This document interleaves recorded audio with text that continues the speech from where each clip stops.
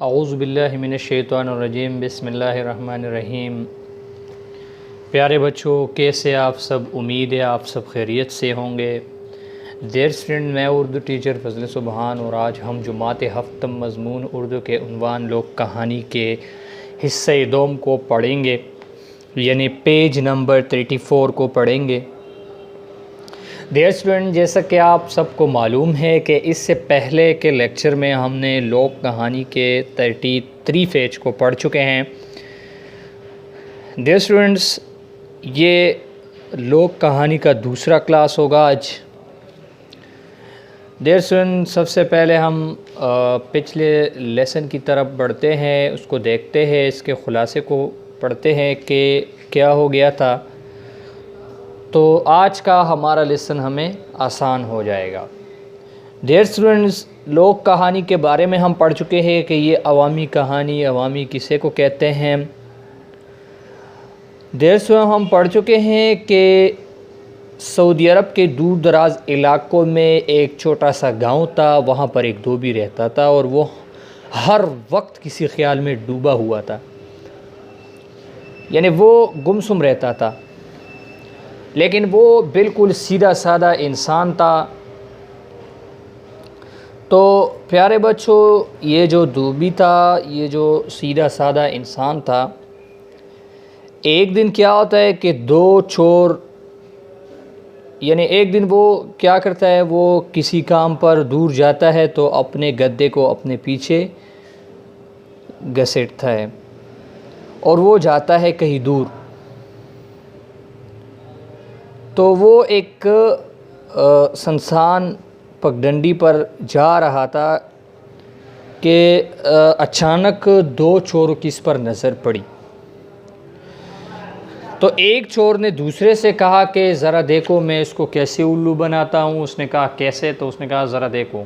उसने क्या किया, वो चोर जाकर गद्दे के गर्दन से पट्टा निकाल कर अपने गर्दन में डाल दिया और दूसरे जो अपने साथी दोस्त था उसको गद्दा देकर उसको बोला कि आप जाके यहाँ पर झाड़ियों में छुपा ले, इसको रोपोश कर दे इस गद्दे को। और वो इसके पीछे पीछे चलने लगा।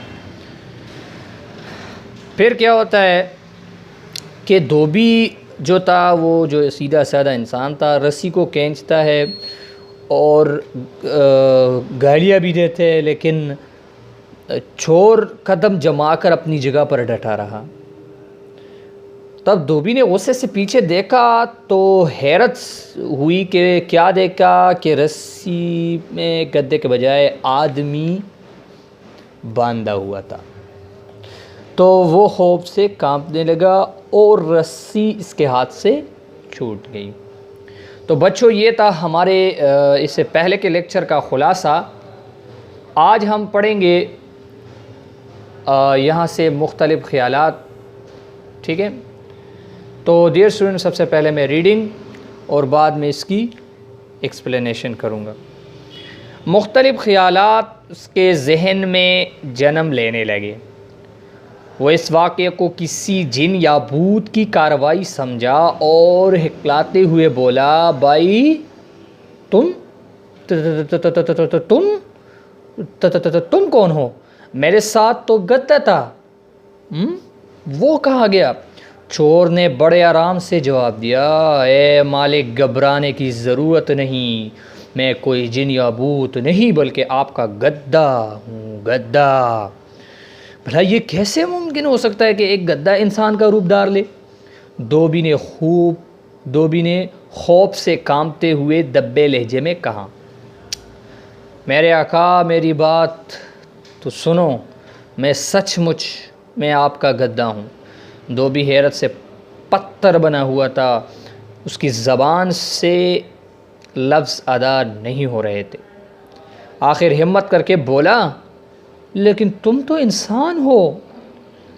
चोर फिर बोला, मेरे आका, आज से तकरीबन 10 साल पहले मैं एक इंसान था, बिल्कुल आपकी तरह, मगर मुझ में बहुत सी खराबियाँ थी। मैं कामचोर था, मैं नसी जी चुराता था, बुरे दोस्तों में उठता बैठता था और माँ बाप को परेशान करता था। मेरी माँ मुझसे बहुत नालाती, एक रोज़ जब मेरी माँ को मालूम हुआ कि मैं चोरी करने लगा हूँ तो उसने मुझे समझाया, लेकिन मुझ पर मेरी माँ की नसीहत का कुछ असर न हुआ।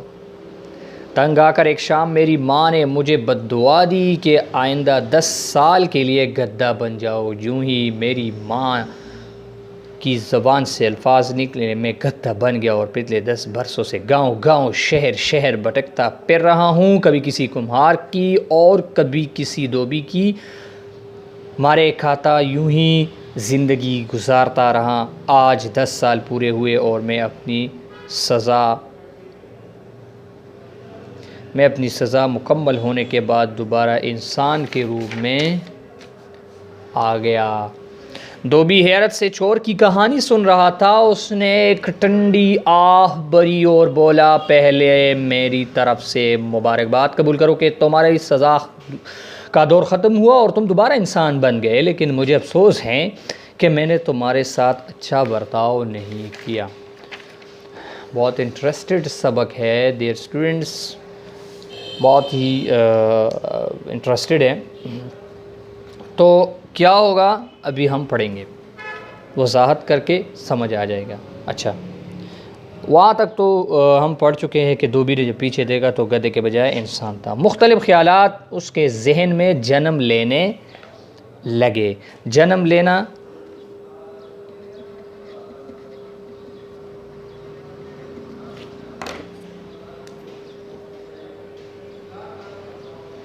जन्म पैदाइश, तो इसका मतलब है कि मुख्तलिफ़ ख़यालात इसके जहन में पैदा हुए। वो इस वाक़े को किसी जिन या भूत की कार्रवाई समझा और हिकलाते हुए बोला, ज़बान का लड़खड़ाना।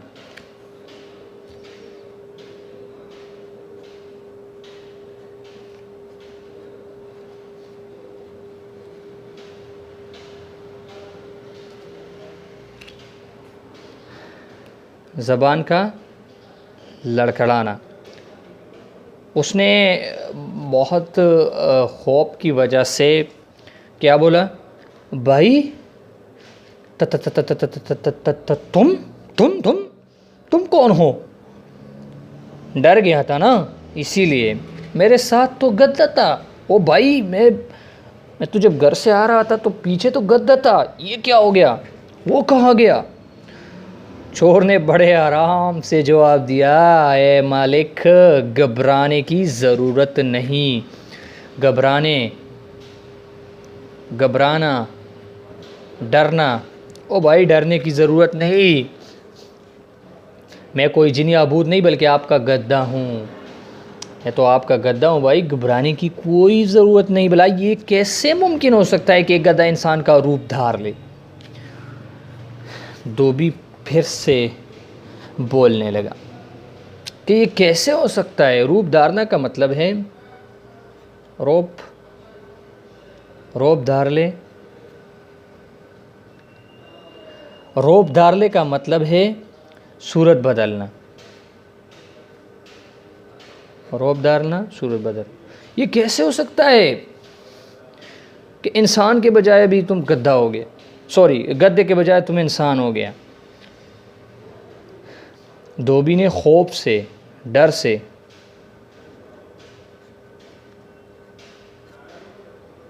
कांपने हुए दबे लहजे में कहा, मेरे आका मेरी बात तो सुनो। अभी क्या कह रहे? अभी चोर कहता है, मेरे आका मेरी बात तो सुनो, मैं सचमुच में आपका गद्दा हूँ। तुम क्यों नहीं समझते? मैं गद्दा हूँ ना आपका। धोबी हैरत से पत्थर बना हुआ था, यानी ज़्यादा डर की वजह से बिल्कुल गुमसुम हो गया था। इसका मतलब ये है उसकी ज़बान से लफ्ज़ अदा नहीं हो रहे थे। इसकी ज़बान से कोई लफ्ज़ अदा नहीं हो रहे थे। बिल्कुल आखिर हिम्मत करके बोला, लेकिन तुम तो इंसान हो। चोर फिर बोला, उसने फिर बोला, तुम तो इंसान हो। वो नहीं मानते थे ना। चोर ने फिर से बोला, मेरे आका, आज से तकरीबन 10 साल पहले मैं एक इंसान था, बिल्कुल आपकी तरह का इंसान था मैं, मगर मुझ में बहुत सी खराबियाँ थी। खराबियाँ का मतलब है बहुत सी गलतियाँ, खामियाँ हम कह सकते हैं। मैं एक कामचोर था, यानी काम से जी चुराता, मेहनत से जी चुराता था, बुरे दोस्तों में उठता बैठता था, माँ बाप को परेशान करता था। ये जो मेरे अंदर जो खराबियाँ थी, ये अभी उसका ज़िक्र हो रहा है। मेरी माँ मुझसे बहुत नालायक थी। नाला का मतलब है बहुत बेजार थी, शिकायत करने वाली थी। नाला, बेजार, शिकायत करने वाला। एक रोज़ जब मेरी माँ को मालूम हुआ कि मैं चोरी करने लगा हूँ, तो उसने मुझे समझाया।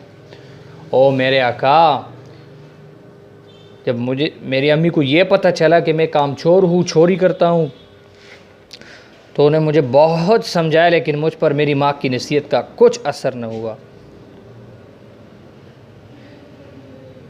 मेरे कान पर जू न गुजरी, बिल्कुल कुछ असर न हुआ। तंग आकर एक शाम मेरी माँ ने मुझे बद्दुआ दी कि आइंदा 10 साल के लिए गद्दा बन जाओ। यूँ ही मेरी माँ की ज़बान से अल्फाज निकले, मैं गद्दा बन गया। मेरी अम्मा ने मुझे बद्दुआ दी है, इसलिए मैं गद्दा बन गया। 10 साल के लिए मैं गद्दा बन गया था, आज 10 साल पूरे हो गए, और पिछले 10 बरसों से गांव गांव शहर शहर भटकता फिर रहा हूँ, कभी किसी कुम्हार की और कभी किसी धोबी। कुम्हार जो है वो मिट्टी के बर्तन बनाने वाला जो होता है, ये जो मिट्टी के बर्तन बनाने वाला। Got it. कभी किसी की धोबी के मारे खाता यूं ही ज़िंदगी गुजारता रहा। आज 10 साल पूरे हुए और मैं अपनी सज़ा मुकम्मल होने के बाद दोबारा इंसान के रूप में आ गया हूँ। दोबारा इंसान के रूप में आ गया हूँ, सूरत में आ गया हूँ। धोबी हैरत से चोर की कहानी सुन रहा था। उसने एक ठंडी आह भरी और बोला, पहले मेरी तरफ़ से मुबारकबाद कबूल करो कि तुम्हारी सज़ा का दौर ख़त्म हुआ और तुम दोबारा इंसान बन गए, लेकिन मुझे अफसोस है कि मैंने तुम्हारे साथ अच्छा बर्ताव नहीं किया।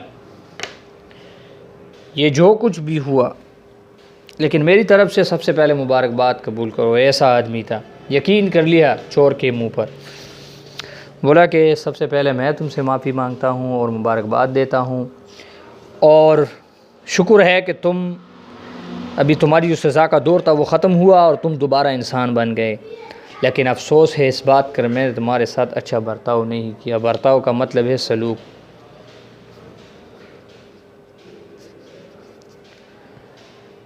तो डियर स्टूडेंट्स, इसके बाद देखेंगे कि क्या होगा। यहाँ तक तो हमने पढ़ लिया कि धोबी बेचारे को उन्होंने चोर ने धोखा दिया, गद्दे को चुरा लिया।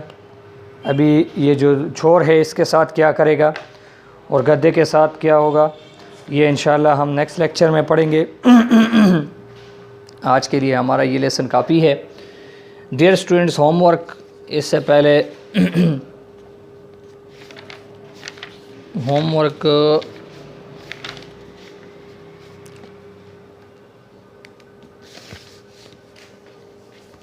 इसमें ज़र्फ़ ज़मा और इसमें ज़र्फ़ मकाह की तारीफ़ें याद करके लिखें। इसमें ज़र्फ़ ज़मा और इसमें ज़र्फ़ मकाह की तारीफ़ें याद करके लिखें। निज़ 2-2, 3-3 मिसालें भी आप लोग दे सकते हैं। तो ये आप लोगों का होमवर्क हो गया। फिर से मैं रिपीट कर रहा हूँ, डियर स्टूडेंट्स, आप लोगों का जो होमवर्क है इसमें ज़र्फ़ ज़मा और इसमें ज़र्फ़ मकाह की तारीफ़ें क्योंकि किताब में सफ़ा नंबर 14 पर मौजूद है। आप लोगों को ये याद करना है, ख़ुद से टेस्ट लेना है या वॉइस में मुझे भेजना है। और ये सफ़ा नंबर 14 पर ये मौजूद है आप लोगों के बुक में। तो आप लोग उसे याद करके मुझे या टेस्ट लेके मुझे भेजिए या वॉइस में जो भी आपको आसान हो तो आप लोग भेज सकते हैं। एक और बात याद रखना डियर स्टूडेंट्स के कोशिश करें कि कापी को खुशखत लिखा करें। और ये जो आप लोगों की जो कापियाँ हैं ये यहाँ तक होंगे, हम फिर से ये कोर्स रिपीट नहीं करेंगे, ठीक है। तो ये खुशखत लिखा करें, कापियों को कंप्लीट रखा करें, ठीक है। और दूसरी बात, लाइन जो है वो बॉल पॉइंट पर कापी में नक इंशा करें, ठीक है। तो डियर स्टूडेंट्स आज के लिए हमारा ये लेसन काफ़ी है। इंशाल्लाह अगर ज़िंदगी रही, अल्लाह को मंजूर हो, तो इंशाल्लाह हम नेक्स्ट लेक्चर में मिलेंगे और इसी सबक के साथ यानी लोक कहानी के साथ हम नेक्स्ट लेक्चर में मिलेंगे। तो अगर ज़िंदगी रही, अगर अल्लाह को मंजूर हो इंशाल्लाह। प्यारे बच्चों आज के लिए हमारा ये लेसन काफ़ी है।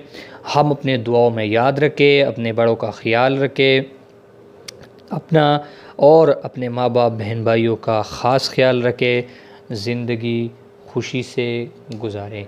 थैंक यू सो मच प्यारे बच्चों, अल्लाह आप सबको खुश रखे। मैं आप सबसे इजाज़त चाहता हूँ। और लास्ट में एक रिक्वेस्ट कि हम सबको अपने दुआओं में याद रखें। हमारी यही कोशिश है कि हम भी आप सबको अपने दुआओं में याद रखें। थैंक यू सो मच, अल्लाह आप सबको खुश रखे। अल्लाह हाफ़िज़ प्यारे बच्चों, अल्लाह हाफ़िज़, अल्लाह हाफ़िज़।